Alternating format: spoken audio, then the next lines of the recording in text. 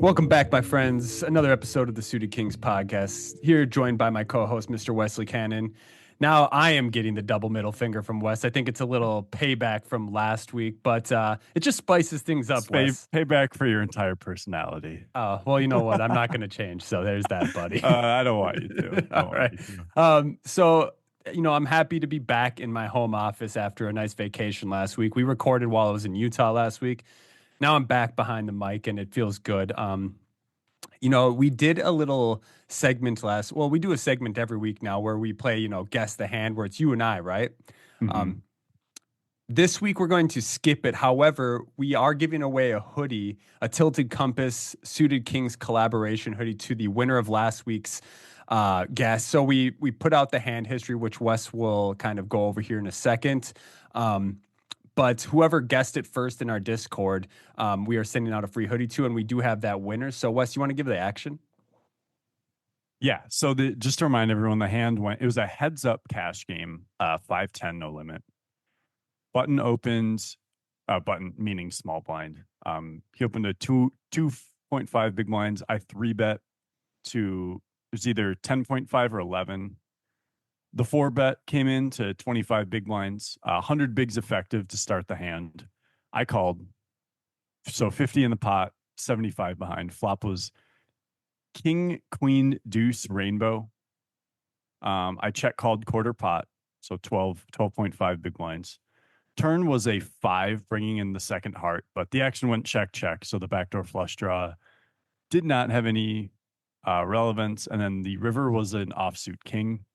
And I jammed for what was about 83% pot, and my opponent folded. Okay.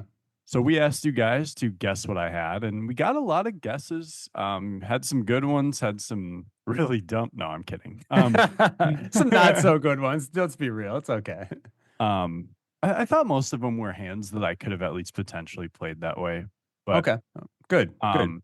Glad to know that our listeners are kind of, a couple exceptions though. Couple exceptions, but my hand, and you didn't need to guess the suit, but I had ace queen suited. I was value betting the river. Yeah, I think it's fair to assume, after the check on the river on the turn, that our opponent didn't have a king there. So yeah, and if he does, I'm gonna call it off anyways. This way I can get value from it's heads up, so there can be some weaker queen X. There can be ace 5 suited, maybe like I don't know, ace deuce, probably not, but okay. There can be some 9s, 10s, jacks, which granted block my straight draws, but I'm trying to get value with ace queen suited here. Yeah. So it was a value and not a bluff. I always think you're bluffing. So I had my first initial guess after we got off the pod was that you're bluffing, but it was not. Yeah. I don't think you would turn ace high into a bluff here anyway. So no, not the ones I would show up with. When I call the 4-bet, and then on the king queen deuce, I would float with like the ace jack and ace 10 suited. Mm-hmm. But like those once in a while can be good. Yeah, I mean there's a rare. Sliver of showdown. Ace jack for sure. Yeah. I had a couple jack 10 suiteds. Did we say who guessed it correctly yet? We have not. I'll let you take that away. So Zibby Poker, around 11 a.m., 10 something a.m. And I didn't actually notice it till later. He sent me a message request, and yeah, he guessed ace queen suited. I did have a couple people reach out to me with ace queen suited as well, ace queen off and ace queen suited, but they were a little bit after yours. So they were okay. Was one of them R Peyton? Maybe. I don't actually have my my Discord open right now, but I don't remember. Well, because he reached out to us. I wanted to, because he was the other one. He reached out to both of us, and I wanted to give him a shout out too. He did get the right answer, but unfortunately came in sometime in the afternoon.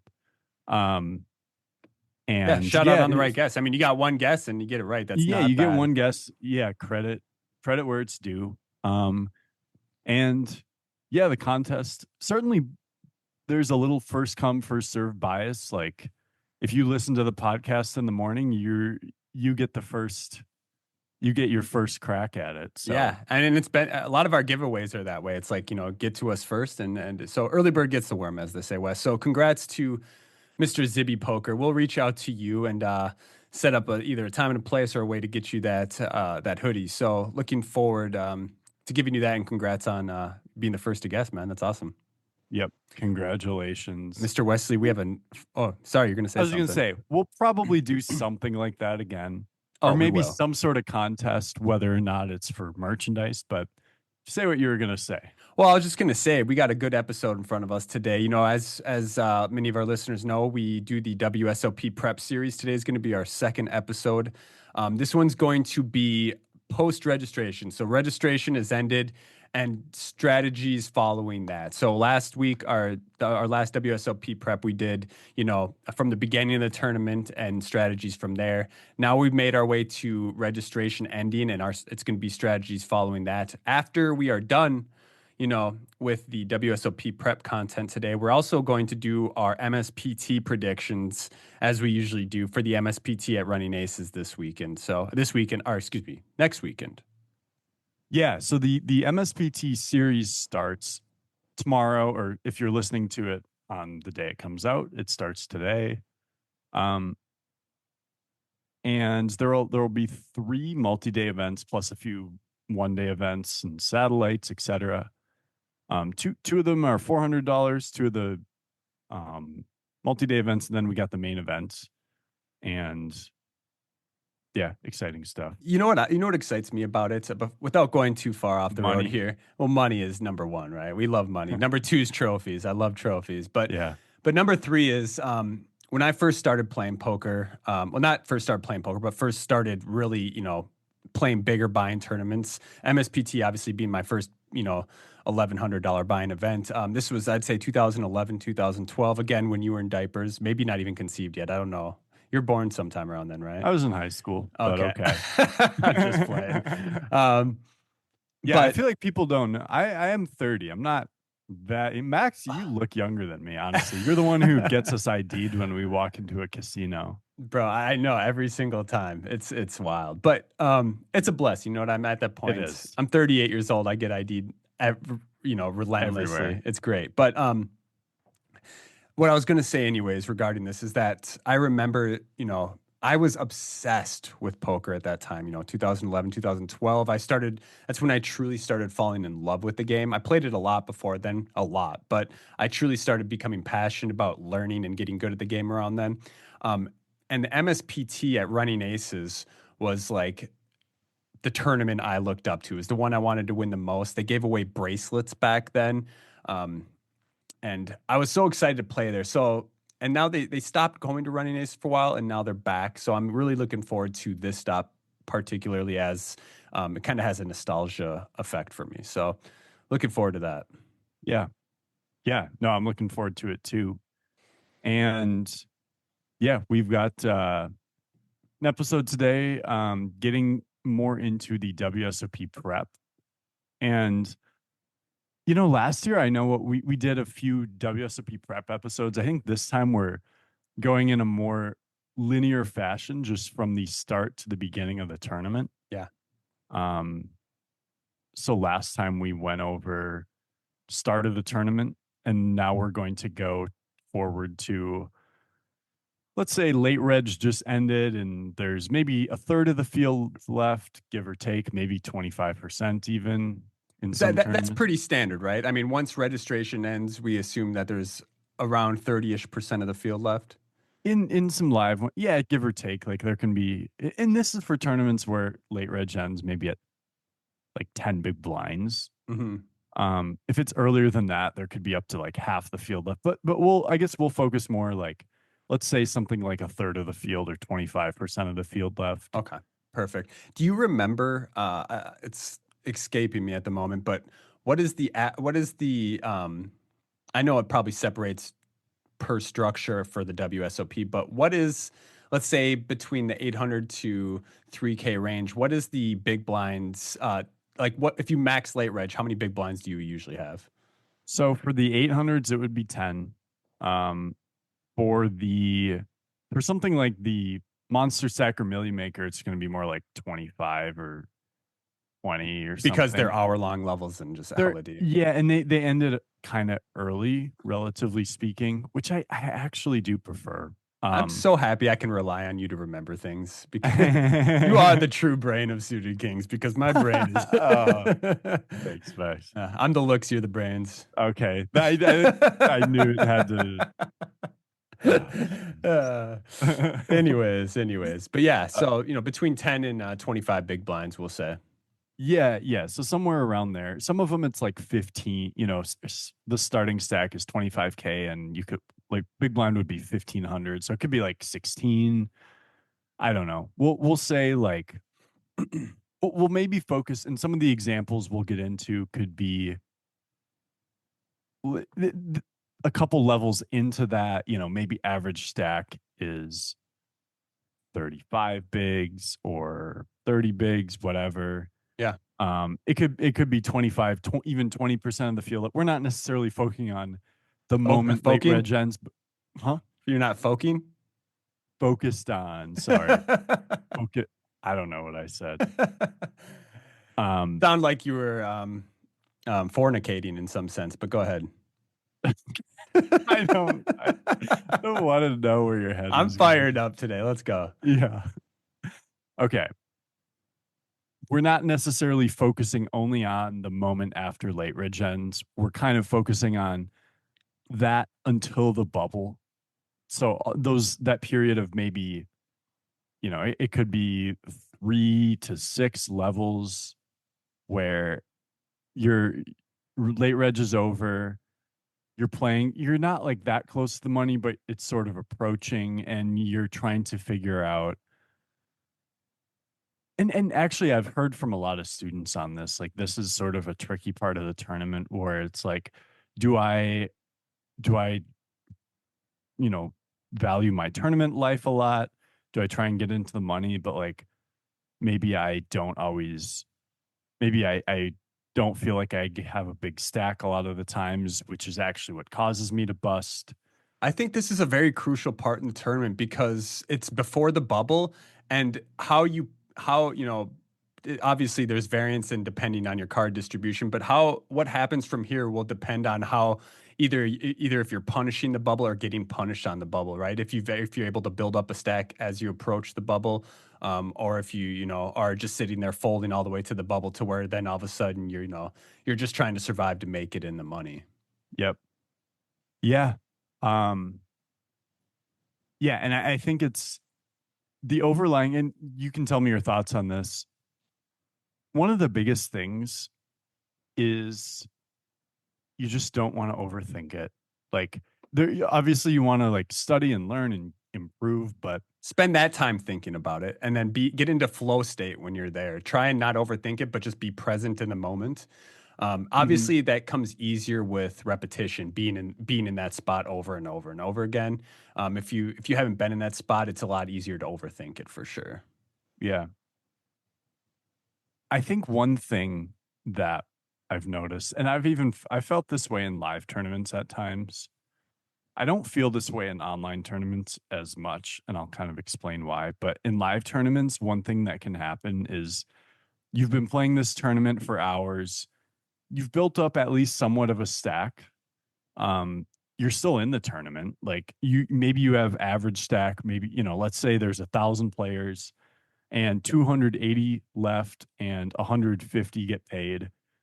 So over half the remaining field gets paid, and you look up and you have like an above average stack, and you're like, okay, like I'm in good shape to cash. Like I should cash this more often than not.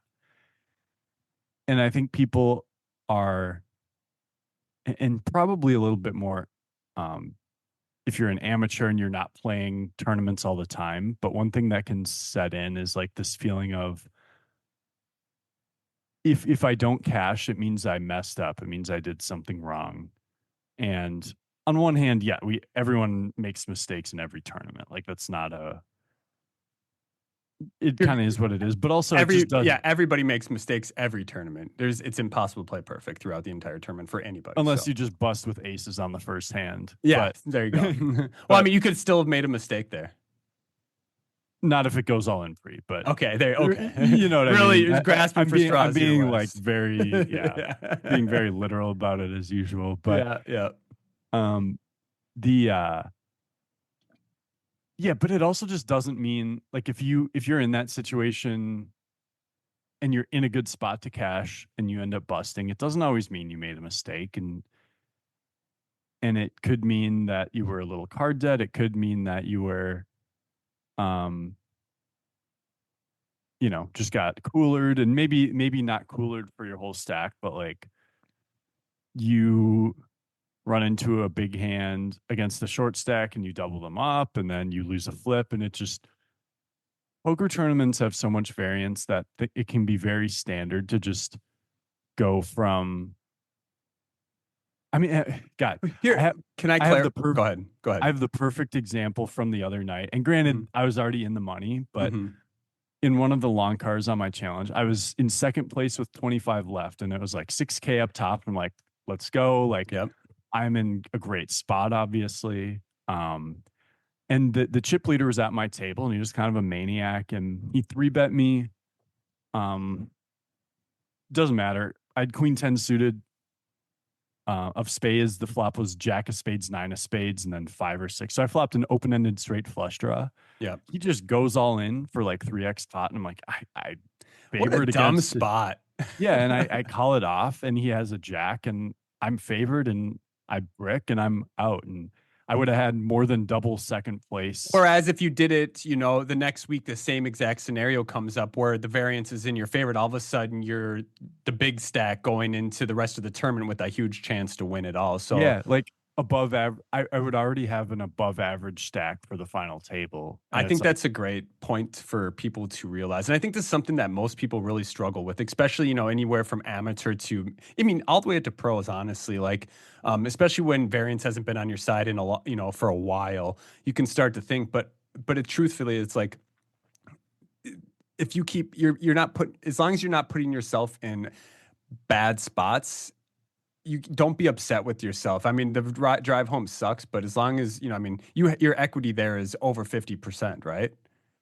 yeah, it was like 55. Yeah. And Yeah. yeah, it's like the way to look at it is just, and even as a pro, I was like, I just remember because I think that was the last tournament I had of the night, and it just flashed like you've gotten 25th for $147 and whatever. And I'm like, that is so like just fuck that. Shame. Yeah, no, it's painful. But here's the thing, like if you play poker, expect those spots to happen a lot. Hmm. They happen a lot. So you're kind of basing, you can't always just wait for 70 to 80% plus equity spots. You know what I mean? So Yeah. And it comes with the idea that you have to accept that there are just a lot of things within the game that you don't have control over. I mhm. remember this one time at Running Aces, actually, I don't know what tournament. Running Ace is being our local card room, by the way, if we didn't mention that. Yeah, one of the Minnesota card rooms. We got this guy who was clearly, he's an amateur, I don't know, whatever. He was saying how his plan is to, and his goal in tournaments is to always have, like, at every break to have double the average chip stack. And like It's the first, unrealistic. right. And I'm like, I just sort of internally rolled my eyes like, okay, like that's not, Phil Ivey could not come into this tournament and have that goal. Yeah.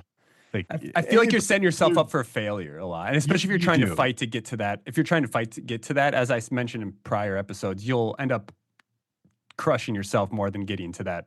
So, Mhm. because of how And much variance there is. yeah, and I think he, I don't know if this was just him trying to subtly brag that for the first couple, like he had double the average for most of the tournament so far. But anyways, he busted within like two or three levels of Hmm. saying that. So it Yeah. was, and I, at the time he said it, I had like half or a third of the average, and I had, I don't know. I don't remember the details of the actual tournament, but like you don't want to get in this mindset of like, okay, I need to have this sort of stack because it's just, okay, what are you going to do? So what's your plan if you get dealt 10-4 offsuit? Like you're going to three bet that to try and make something happen. Yeah. Like Yeah. that's how you're going to end up with, you know, Zero. yeah, you're going to be jamming the turn and realize you're just going to be walking out the door of the tournament more often than not being like, how did I, what brought me to this point of putting my chips in with this hand? And it's like, it's the fact that you just decided to try and win that pot for some reason, even though you knew that it was Yeah. like not a good Let's play. let's hang on that for a moment. I have some thoughts, and then let's get into the meat of post-registration strategy. But Yep. regards to the average stack, obviously once registration ends, the average stack at that point stabilizes because no one's rebuying, right? Yes. But one thing I want to mention, first and foremost is the tournament average means absolutely nothing. It's not a marker to that you need to strive to be above at any point of the tournament and play your cards based on that is I guess what I'm trying to clarify. Don't do that. Again, as I've said in prior episodes, play your stack based on how many big blinds you have and strategies that are optimized for that and not based on Yes. what other players have in their stacks. So um Well said. yeah, so just keep that in mind. Obviously, you always feel better when you're above average than when you're below average because you have a higher percentage chance of making a deeper run, right? Of course. Um, but just keep that in mind. Don't fight to be above average. Fight to play the best you can with the stack you have. It's as simple as that. So, um, any other thoughts on that? Nope. That should be it. Okay. Should we Okay. get into some Yeah. and honestly for this segment, I feel like there are going to be a little bit less in terms of technical examples, but we can talk about how things maybe you want to tweak things a little bit pre-flop, maybe not that much, and then just general ideas Yeah. against different types of stacks and different. General ideas based on, the different stacks that are at the table, the different opponents that are at the table. Where am I at? Actually, this is a great place to start. So, we've been in the tournament. The tournament started. We played through all of, late registration. Registration is now over. What are my kind of first thoughts as I'm entering post registration where no one else can enter the tournament? For me personally, it's where do I stand in this tournament at this point? What's my stack awareness? Am I a big stack? Am I a medium stack? Am I a short stack? So, do I have 50 plus bigs? Am I between 20 to 50 bigs or am I under 20 bigs? And then start developing a strategy based on that. Obviously, there's a lot more factors we need to pay attention to define that strategy, which we'll get into after this. But what do you align with that? Are you when registration ends, what are you thinking?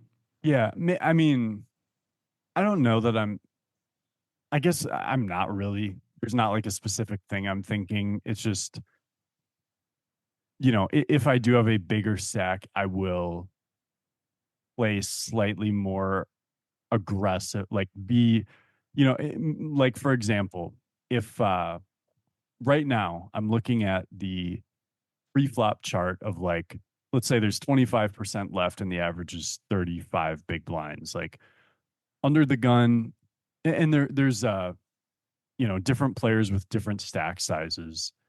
And it's like under the gun plus one is the chip leader in this scenario with 65 bigs.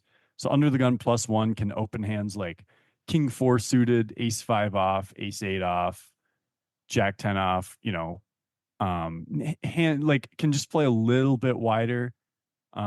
There's not it's not going to make that much of a difference at this point, but like you can just be very slightly more aggressive if you are the big stack. But it's like I almost don't even think in those terms because it's such a cuspy thing. Like if you let's say you are the big stack in this sort of situation, Mm-hmm. yes, we kind of know that you have an advantage in that you can put a little more pressure on people, but I guess when you get down to the nitty gritty, as The we nitty would gritty. say, Yeah. it's like what hands, let's say you have 60 big blinds versus 30. But just post registration, right? Just after Yeah. Like registration. what hands, let's say you're in early position, what hands are you opening that you would otherwise fold if you didn't have that chip advantage? And I Okay. feel like there are actually so few hands that fall into that, I can uh, think of a few off the gate, out of the bat, off the bat. What's the saying? off the Anyways, bat. yeah, I can think of a few immediately that I would be opening up on a large stack that I wouldn't be opening on a medium to short stack. And those are like, and these might not be theoretically correct, and feel free to Go, bomb me, go for it. but I'll tell you what, if I'm sitting there on 70 bigs and most of my opponents are sitting there, 30 to 50, some slightly under, I'll start opening up the lower suited connectors in earlier positions. However, some things I'll keep in mind is, and which will maybe deter me from opening these hands, is, are there 10 to 15 to 20 big blind stacks behind me that I know are willing to shove over me that I can't call off? So am I just going to be dusting those 2 to 3 bigs off constantly? So Mm-hmm. I'm not always opening them, but I will, if I think my table is super passive and there's not a lot of shoving stacks behind me, I might start opening my range to those type of hands in earlier position, but being cautious at the same time. Yeah, I think that's fair. I think those are like, yeah, it's just on the cusp where you can do it. Um, and same with like even the king 10 off, jack 10 off, king 9 off type stuff, ace 8, ace 7. It all depends too. If your table's a little more passive, Yeah. you can widen it up a bit. I guess the underlying thing for me is I know everyone kind of knows like, oh, if you're the big stack and there's some ICM pressure approaching, like you can put pressure on people. Mm-hmm. And what I'm trying to, and what you just articulated too is like, yeah, but what does that actually look like? Because I also feel like sometimes someone will like get in there with 9-5 suited and it's like, oh, yeah, I got to put pressure on people. And it's like, actually, you're still like gonna hunt a lot Yeah. by playing those hands. And Yeah. so, um, Like you said, without thinking too much about it, and I don't think too hard about it, these thoughts that I'm again articulating here are things that I've done so many times that they come naturally to me, right? I don't have to think hard right. about them. I just, I watch the action, and then they kind of just flow into my processes, right? So the second thing, that I would kind of focus on, say, it's again, I'm saying I'm not focusing, but I am focusing on, so it's kind of Right. contradictory. But Yeah. but that naturally flowed to me at this point because I've done it so much. Is, who are my opponents and what are their tendencies? Mhm. Are they playing too tight? Is the big blind defending too much? Is this opponent tilting? Who are the good players at my table? Again, these are kind of things that are all kind of flowing into my process, without me thinking about it too much. But again, that comes with repetition. So Mhm. Yeah, absolutely. Absolutely. And I think, yeah, it's a good way to like think about, so for the people who have questions, like, what should I be, what should the hands that are like on the cusp do be, we want to and generalize for them? well, and yeah, maybe a bit like because you said the lower suited connectors, which I think that's a good example. I think like some medium offsuit aces would be a good example where it's like, and we're talking maybe a bit more early position. Yeah. Ace 7 offsuit, you'll always want to open on the button, I do but want to mention though, if you're not a very solid, post flop player, be careful mhm, opening these hands because you'll end up putting yourself in a doozy. that's also true. Yeah, and Yeah, like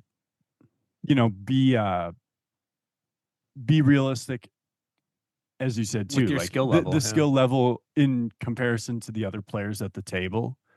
Um, and yeah, so I think there are people who could profitably open like Jack 9 offsuit. If you think you can have a huge edge on the table, like you could open Jack 9 offsuit as the big stack in early position. And Yeah. if we go around to the cutoff, that might mean something like all of the suited queens as well as suited kings. um, Beautiful. We gotta get one in an episode I at least. we should try and do that. It might mean all the offsuit aces. Might mean like king 8 off, all the pocket pairs. And if you feel like you don't have an edge, it might mean folding the ace 6 off, ace 3 off. Some weaker suited queens, even some medium suited queens. King 9 off, queen 9 off, stuff This is like for a that. late position for you, you're saying? Yeah, cutoff if And you're as like, the big stack, you're saying? yeah, if you Or have the with a big remaining stack.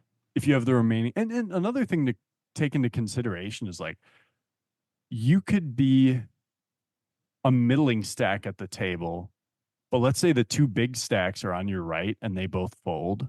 And let's say you're in the cutoff, but you cover the three players still in the hand. You're the big in this hand, you are the big stack, Yeah. right? Yeah. Um, Yeah, it's because so it's what the big blind effective is, right? You have, it's not that. if you have 55 and the other three have 20 or Yeah, whatever. yeah, and be aware again, like I kind of mentioned earlier, just to reiterate, is that be careful with what hands you're opening in those late positions. Even if you are a big stack, if there's shorter stacks that have shown tendencies to three bet jam. Mm-hmm. So and because first, number one, you don't want to call off unless you have hands that you think are genuinely ahead in equity terms, but also you just don't want to keep dusting off two big blinds over and over and over to these three bets, to these stacks that are constantly jamming over you. So if they're going to be three bet jamming, say you open late position with King 10-0 and all of a sudden small blind has a tendency to three bet jam his 15 to 20 big stack constantly, maybe start pulling that hand back. Don't constantly open it. But if Mm-hmm. small blind doesn't have that tendency and is overfolding, start opening it a little bit more. Mm-hmm. And I think these are kind of important things to pay attention to when you want to start developing a stack, because this is a great time to start developing a stack so that when the next stage of the tournament, the bubble, comes into play, we can really start, blasting away or hopefully blasting away. You don't always want to Hopefully blast away. being one of the players that can do that, right? Yeah, yeah. And just because you have a big stack on the bubble, we'll get to this, doesn't mean you can always blast away, but Of course. I think, and tell me your thoughts on this. I think this is the stage of the tournament where there are people on both sides of the fence where some people are way too focused on getting to the money and mhm. have this tendency to be passive when it's like you still should mostly just try and continue accumulating chips. Yeah, Um, 100%. and then there are some people who I think have a good mindset of continuing to try and accumulate and they completely disregard the ICM play. And I think people on this side of the fence, if you're going to make mistakes one way or the other, I think this is probably the way you'd prefer to do it. Um, Is which way? Sorry. it is to be a little too aggressive, or maybe that's just in live tournaments. I actually probably am more on the passive side, and I've had success too, obviously. So I don't know. Maybe there's not one way or the other I that's mean, better. generally speaking, aggression leads to more having a bigger stack, right? So that makes sense why you're saying that. But again, it all Yeah. depends on all the dynamics of the game. So Hmm. Um, also another thing you want to pay attention to that I didn't even mention is the blind structure, right? If it's what's levels are, excuse me, in tournaments in WSOP, they have like the Gladiator, which is 300 buy-in, right? I mean, these yeah. tournaments have what, 30-minute structures. Yeah. Yeah. Yeah. No, that's a good point. So like the Gladiator, which happens to Your be the bread and turn butter. my Well, bread and 1 year it butter. was at least. What? Yeah, the one year. I honestly like. It's kind of also the worst tournament at the World Series, but Yeah, yeah, I can't really have that opinion. So it skips levels. It's half hour on day one. It skips like the 500 and the 5K big blind. It goes so fast. Um, yeah. In these cases, I would say a good strategy is, while being cautious, be a little bit more aggressive, because if you're going to be too patient in these structures, you're just going to blind out. you're going to be down to a few big blinds. Yeah. Yeah, yeah, Now on the other hand, and this might be more of a topic for bubble play, but like be aware that when the average stack is like 15 big blinds and you have a bit of a turbo structure, like people will bust out so fast that when you are approaching the money, you can get in the money. Like you will be in the money very quickly a lot of the time, is what yeah, I'm saying. yeah. Let me Um, let me ask you: is it a bad strategy to just want to make the money, or should we always be playing to win? I think this. I have an opinion. I think it kind of it depends on oh, if you're playing professionally or recreationally.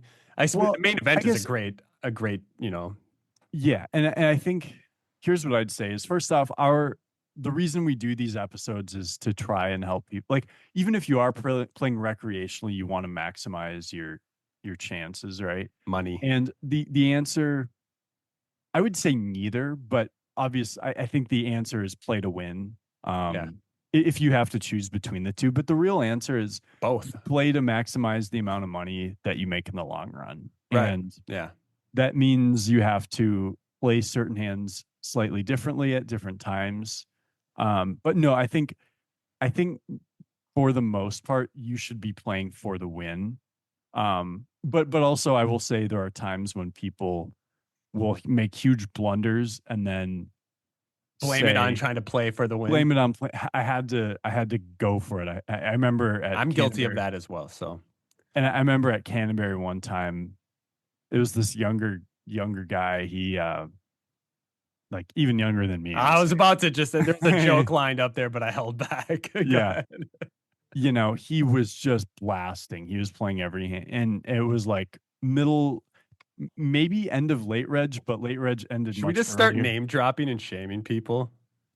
Absolutely. I actually don't know Okay. this guy's name. I don't think he stayed on the poker scene too long. I can imagine why based on his play style, but like I remember he just sort of ended up getting it all in, drawing dead with King Jack on like a Queen 8.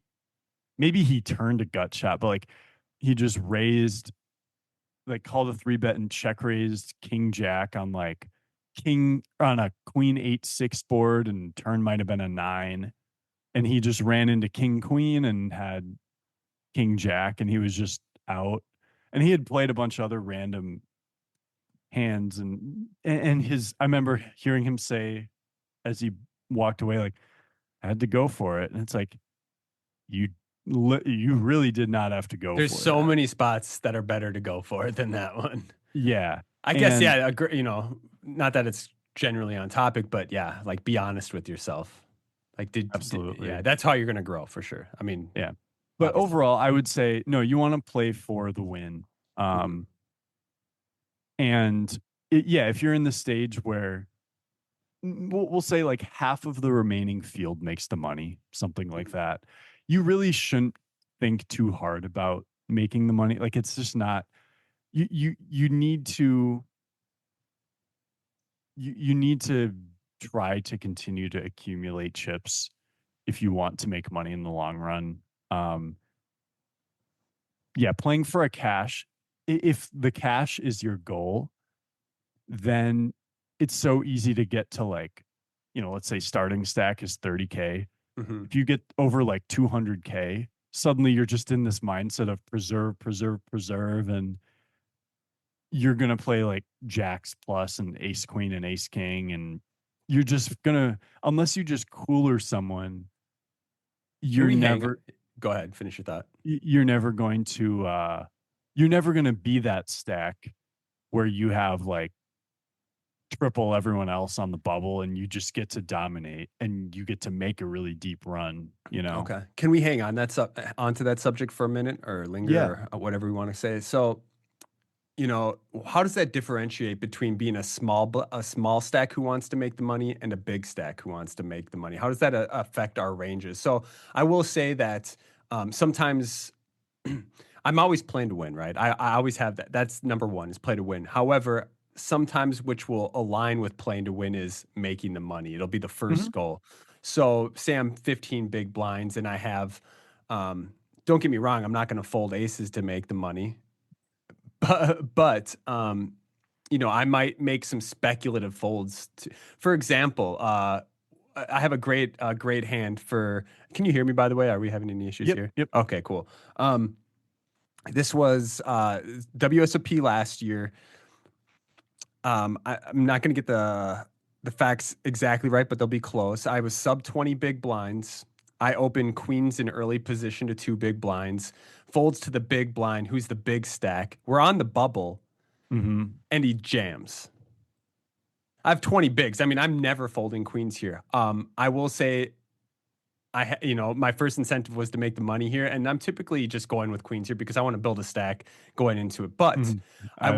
I will say though that while it was the big stack and it could easily seem like he's applying bubble pressure on me, um, again, we're not talking about bubble play here, and I'm kind of going off on a tangent, but um, he was a tight player, so I had kind of paid attention I didn't just think, oh, he's the big stack. He's trying to play aggressively. And I ended up I got the clock called on me and let it run all the way out. First time in my life, I think. I don't think I've ever had the clock called on me. And this is maybe the first time. And I ran it all the way down and I ended up folding. And he's like, and he flips over ace king.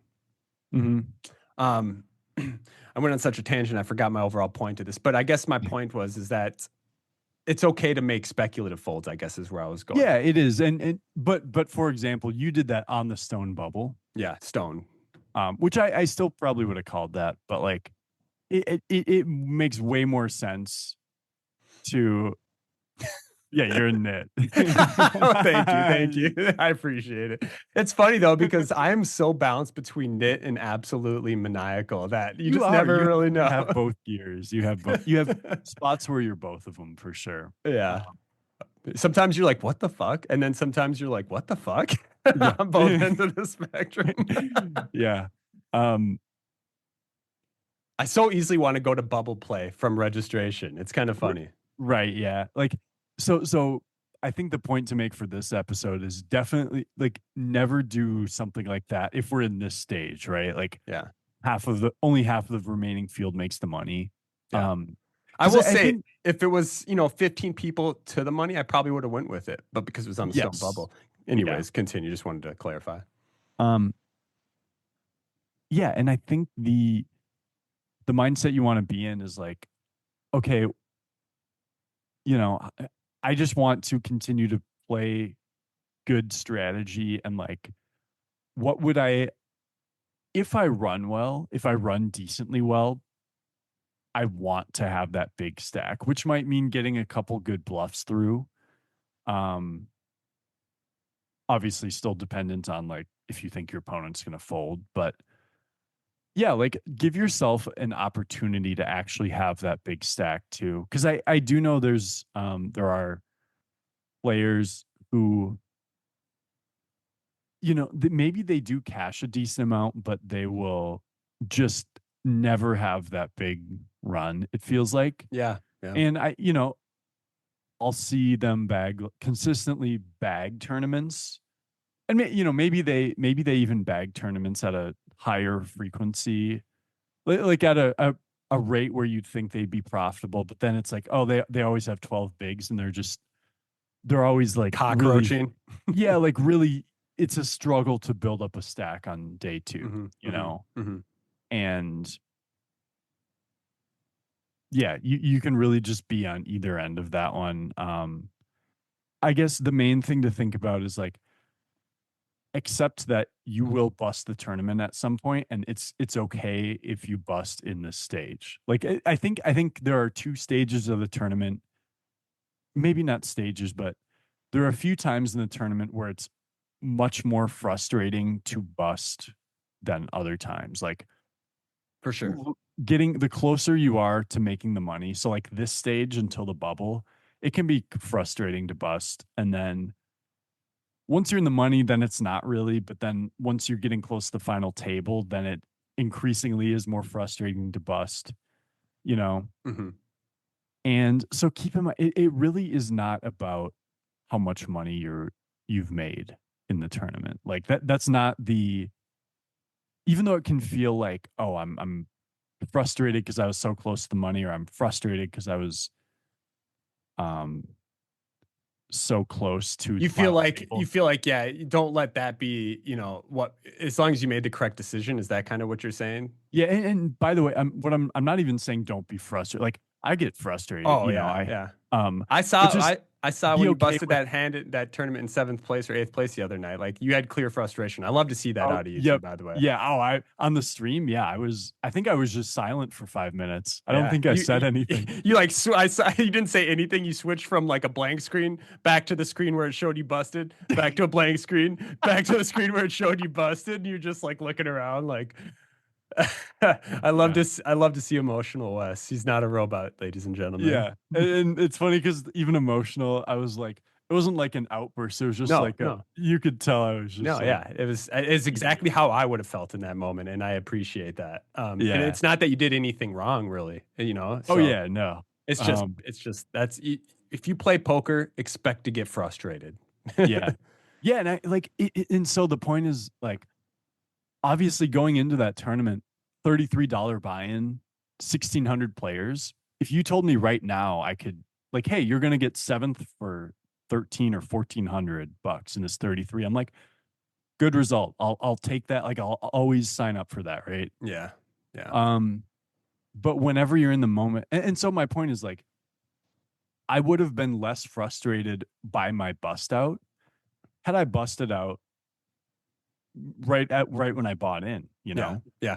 So it's not even though my frustration is to do with how much money I could have made, it's not Exactly. based on how much I actually did. And Yeah. It's because we're getting ahead of ourselves looking at that final prize. You know what I mean? So, and yes, when we're so close to it, the frustration is even more, you that know. you know what? That's such a good point. It's because you're getting ahead of yourself. That is such a good way to phrase it because it's like, yeah, in the spots that we're talking about now, and I get we're not even like getting deep into spots necessarily, but just more the mindset of the type the of that point in the tournament. Like it's at this point in the tournament, it is easy to get ahead of yourself, especially if you have an above average chip stack and you're getting kind of close to the money. It can be so easy to get ahead of yourself and be like, oh, I should be in the money. Like I should make the money. Yeah. Yeah. Yeah. I can almost I'm almost to the point where I can lock that up in my head. And I think it's easy. People are they want to get to the point where that cash is assured, you know? Yeah.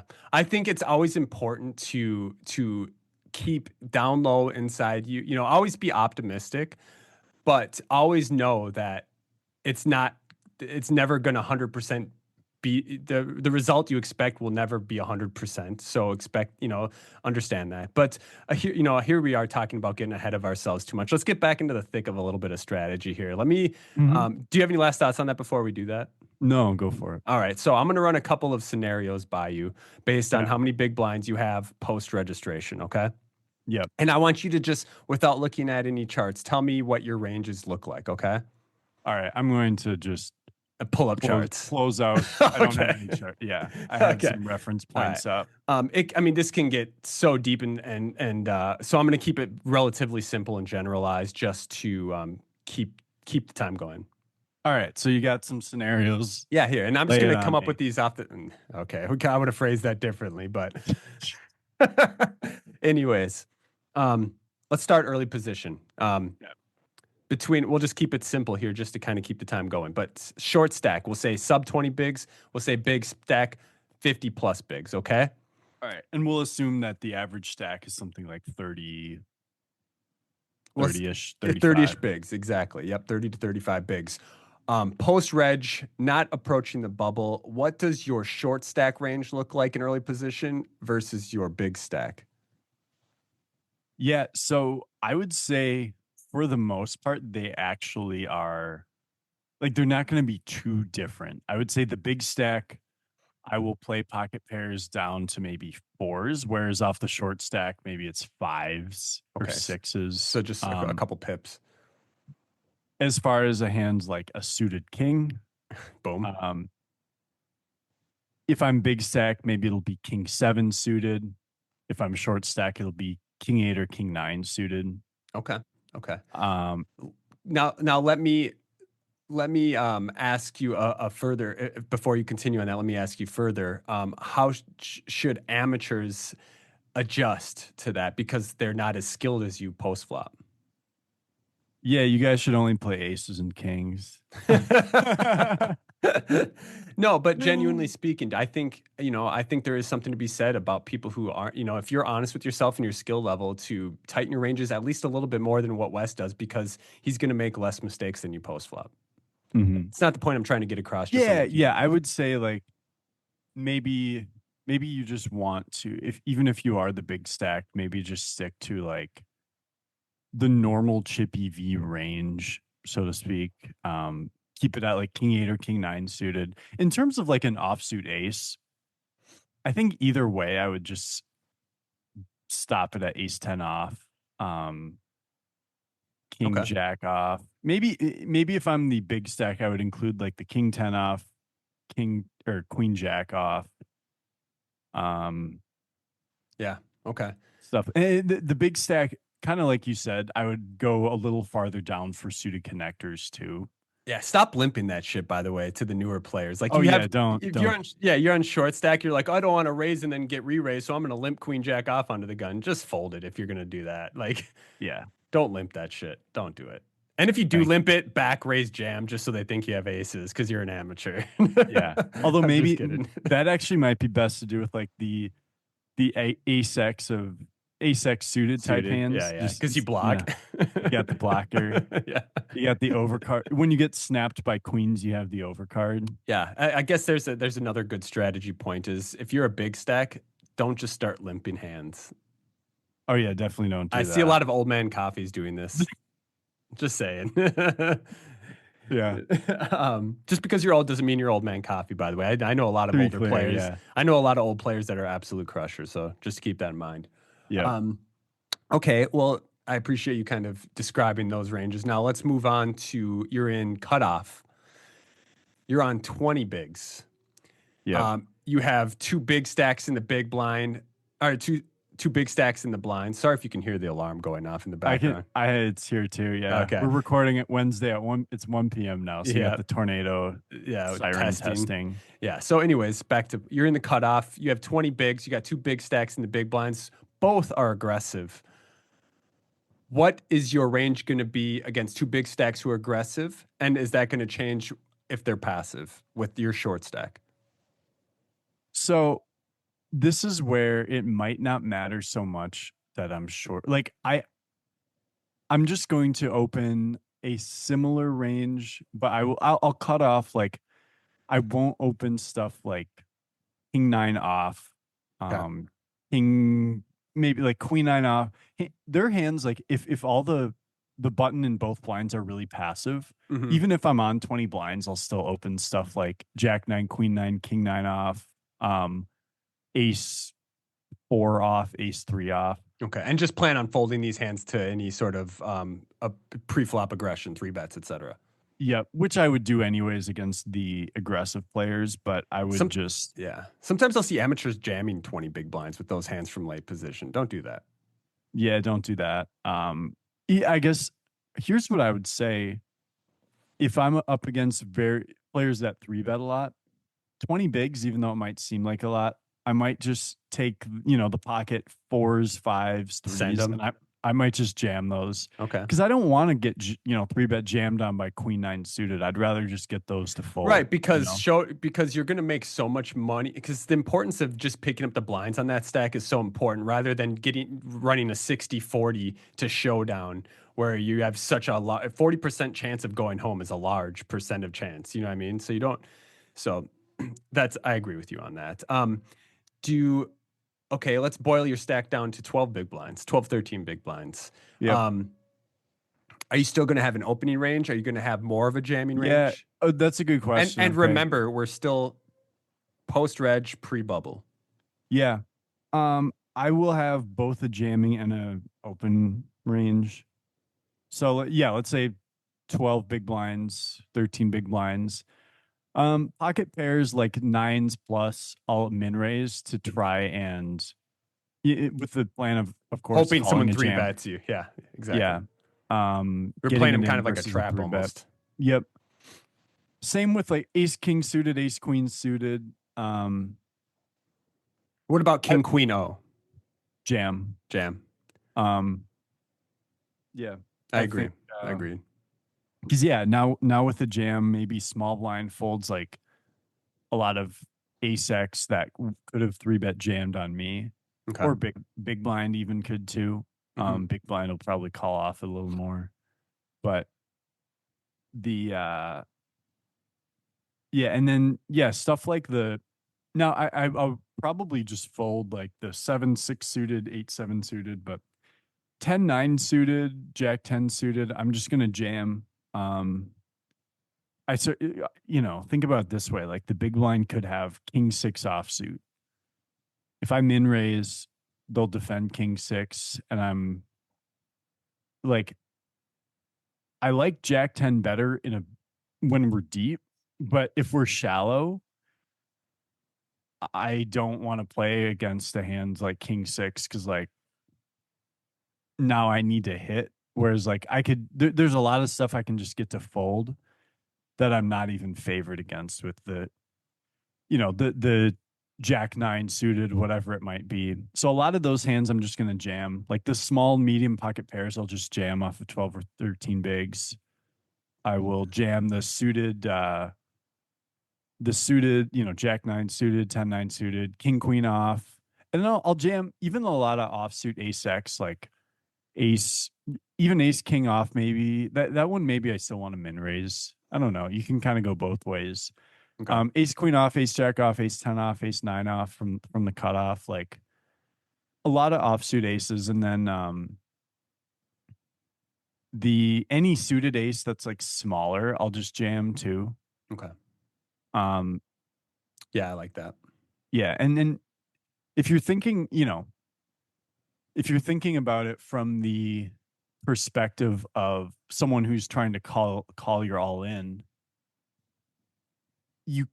the idea is like you can't really take advantage of that range because okay, like yeah, if you want to call off with any ace because you're like, oh, Wes can have a lot of this Jack 9 suited stuff, so any ace will be good. It's like I'll actually have all my ace, like a lot of ace X in this range too. Um, but also it's if you have like an ace, like or not if you have an ace, but if you're like, oh well, he does this with his small pairs, but not his big pairs. Yeah. So I'm flipping a ton. So I can call off with like queen 10 offsuit. It's like, not really. I can have king queen off. I can have, I can dominate you a lot with that too. And so there's a lot of these types of hands that just have enough equity where they can, where I can jam them and take it down. But if I get called like a decent amount of the calling range, I'm in good shape against the last Two point very is important things. Yeah. yeah. The last thing to think about is you might think, okay, well, if West min raises, that sounds like it's going to be a big hand, right? And Yeah. the idea is, well, no, because I will have, that's where like the king 9 off, the king 10 off, maybe the king, like, You mean balancing that with something like nines plus, like you're doing, like you're min raising with? yeah, Yeah. yeah. So like I'll have, maybe king 5 suited or something. The Hmm. weak suited kings, like, Boom. we're not weak, but, you know, but like king 7 suited, king 6 suited, king 5 suited, maybe a queen 8 suited, jack 8 suited, stuff like that. I might min raise and then fold if I get 3-bet. And so I will, obviously those hands I want to take down the blinds with, but that's the whole idea is like do what makes sense for the given hands.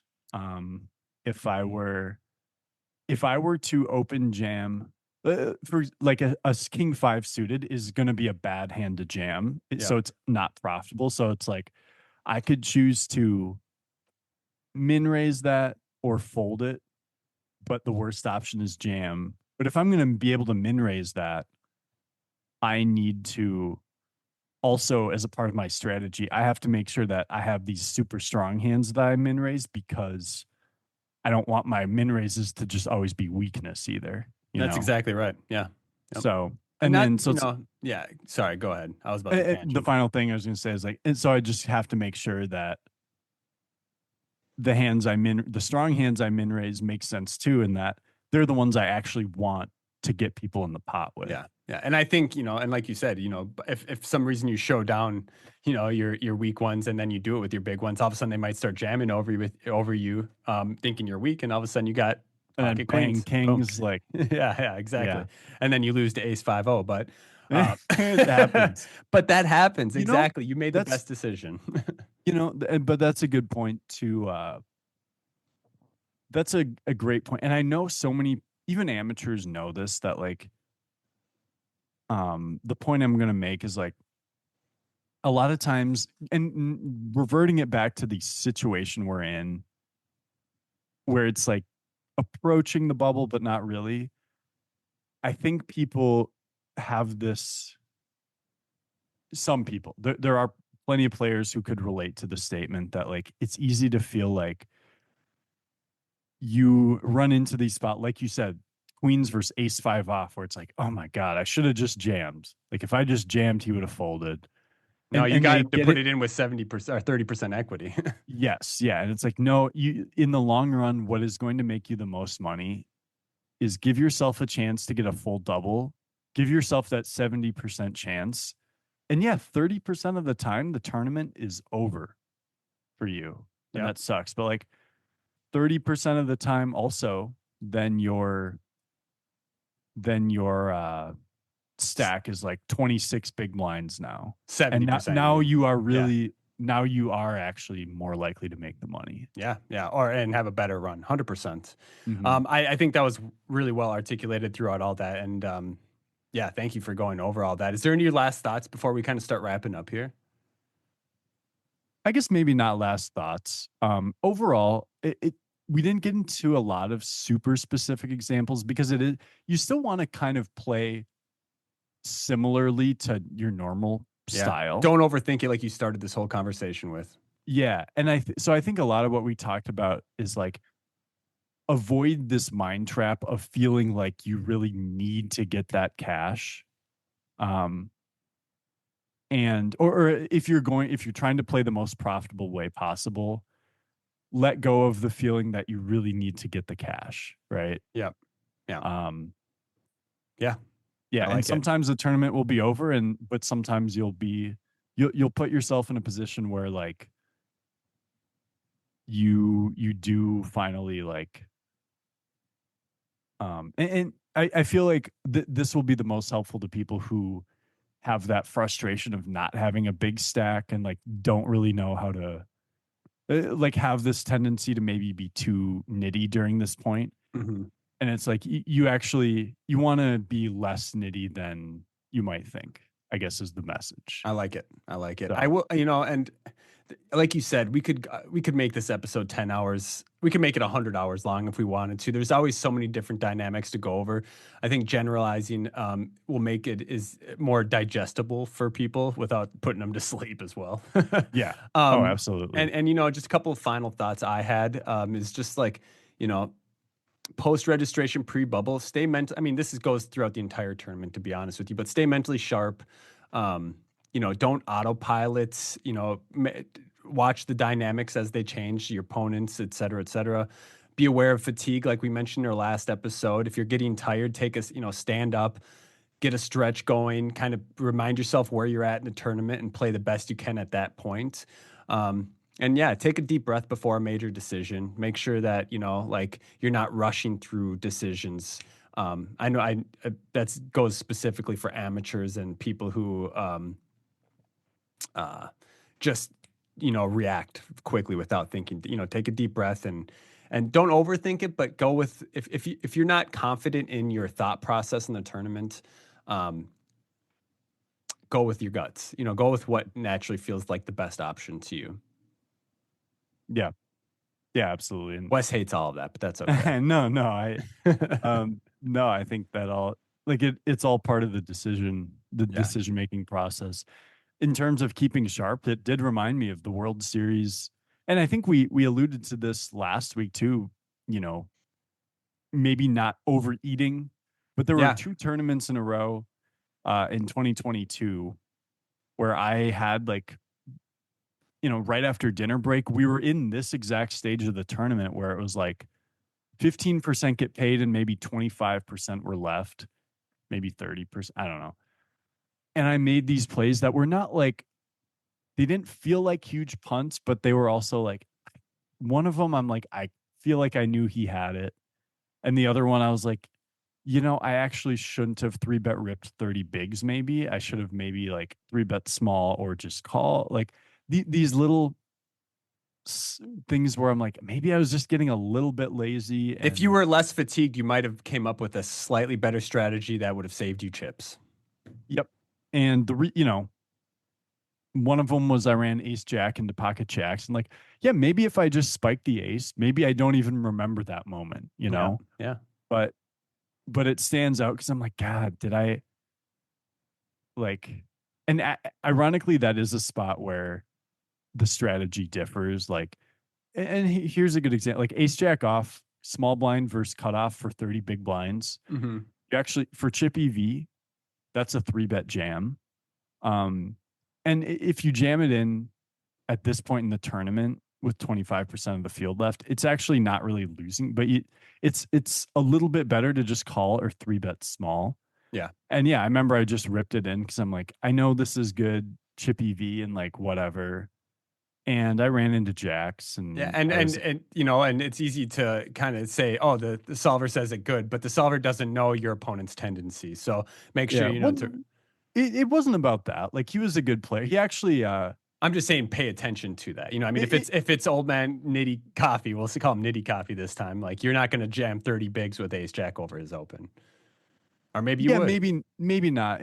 I mean, this guy actually ended up. He was the one who, and he hadn't done this yet, but he is the guy who ended up beating Josh Reichert heads up for the bracelet. Oh, and Um, mini eh, main. yeah, but this was the year before Okay, I was playing with him, and I remember him because I was chatting because with you him. remember everything. Yeah. Okay. That too. But yeah, it was more so like I was just trying to play theoretically correct, but there were better options theoretically, and I overall it was just like, did I really want to? Did I need to use all 30 of those big blinds to like find out I was like up against a monster? Probably not. I could 3-bet to like 7 bigs, or I could just honestly, I think I might default to just call from the small blind and Yeah. Yeah. I mean, you um can also, 3-bet to 7 bigs and fold to a jam, et cetera, yep, things like that. right. And that's probably what would have happened. Yeah. All right. Well, I love this. I love discussing the strategy. It gets me pumped. I'm excited for some live poker at Ah, dude. MSPT. We still have I'm to do our predictions. This episode is going to be a little bit longer than usual, but I will say before we do our predictions that I want to mention our Patreon. If you enjoy the content that Wes and I produce and the way we think about poker and want to improve your game, check out our Patreon. We'll have a link in the description of wherever you're listening to this. It's patreon.com/suited kings poker. We got a $5 a month, just a podcast supporter, subscription where if you just want to, support the podcast. And we got the $15 version where we do videos weekly where you can really improve your game. And Wes and I break down hands. So make sure to do that. I will mention, we just recently realized if you're on an Apple phone and using the Patreon app that you got through the Apple store, you'll see the subscriptions at like 750 and 2150. Just go if you're interested in a doing it. disgrace. It is because Apple wants to, dig their hand into the cookie jar. So go to the browser, sign up through that, and then you can download the app and log in through that if you Yeah. want. But Or if you Android or for Android, you don't even have my to worry fellow about it. Android users out Yeah, there. yeah, you don't have to worry about it. But if you ever see that 750 and 2150 price point, ignore that. If you have questions, let us know. But it's only $5 and $15, and you shouldn't be paying more than that. So we appreciate all of our Patreon members. We'll go ahead here at the end of this episode and give a list out to all of our current Patreon members. We want to give a big shout out to you guys. Thank you for supporting us, and we hope you enjoy that content. Wes, we got some predictions to make. Yeah, we do. We do. So we've got the MSPT main, and we tend to do this where when there's a big, like a main event in Minnesota, we predict who we think is going to final table. Mm-hmm. And should we do let's each pick 3 Do you players. want to mention that I think we've picked the actual outright winner of the tournament like the last 3 times? It's like 3 out of the 4 times I remember us doing this. Like both of the Fall Poker Classic mains, one of my picks won the whole thing. And then this last time in the winter series, you picked the outright winner. Yeah. And I still owe you that dinner. Yeah. Yeah. Sushi. I decided Well, sushi. sushi sounds good. Yeah. We'll do that. And yeah, so we'll Snake do it. draft. Snake draft again. Do you want to go first or second? I'll go second. Okay, so I'll do the first pick, then you go do 2, then I do 2, then you get the last one. All right. Do we want to try and avoid? No, we've picked too many of the same people. Like I don't want to avoid people we've already picked. Okay. Okay. You're right. I like So it. All right. I I'm don't gonna even remember who we've all picked. I don't I either, to be remember the honest with you. ones that have won, Yeah. the picks that have Yeah. won, but I don't remember who all You know, is. and obviously, you know, there is some strategy to this. You know, we will be picking probably people who we know will be firing a lot of bullets at it. Yeah, it's like you want to know that the person's going to show up, and you also want to know that they are going to not just fire the one time. Yeah, I mean that's a strategy for our win because we Wes and I have, you know, an expensive dinner on the line here. I'm not trying to Yeah. buy this Oh my man dinner, God. Yeah. but yeah. Um, and before we do it, should we establish if let's say we both pick a final table list, then Mhm. should we call it a tie, or should we say whoever outlasts the other is the true winner? Yeah, we'll do that. Yep, Yeah. I Or like or that. if one of us picks two final table lists and one picks one, it's the That's the two. winner. Yep, I Yeah. like that. I mean, that's kind of like base. That makes the It most makes sense. sense, but just so we don't end up with any stupid tie or anything. All right. I All like right. that. Who So, do you all got? right. My first pick is just going to be Ku Vang. That's a fantastic pick. I Yep. love that. By the way, if we had Ku on the podcast a little over a year ago. Check out that episode. That guy is a It's actually our most listened to episode now. It is, yeah. Ku. He's an incredible human and an incredible player. Just Mhm. top notch at both of them, top tier, S tier, as we say. I like Ku as a pick. That's a great one. I am going to go with my good friend, bracelet winner, winner of everything, John Yep. Redding. That final table is Oh, everything. okay. Yep. Okay. Yeah. That, yeah. My second pick is someone who has, you know, made Player of the Year twice on the MSPT tour and is Okay. solidified his results clearly. Mr. Umit Ozturk, also known as now G Umit. That's what I'm going to call him now. Oh my God. The unit G Umit. I like G it. Unit. Yeah. Okay. Okay. So you got Umit, you got John. Are we Both good picking three? picks. Is that right? Three each. So I got Ku. With my second pick, I will go with Rob Wazwaz. I knew you were going to pick Rob. Of course, you're going to pick Really? Waz. I knew it for sure. For sure. Yeah. Rob fires away. He makes all the final tables. You know what? Let's go with. Whoa. I get Oh, my last pick. oh, that's snake draft. Yeah, whatever. Yeah. Go ahead. Whatever. um, man, I have. I mean, hmm.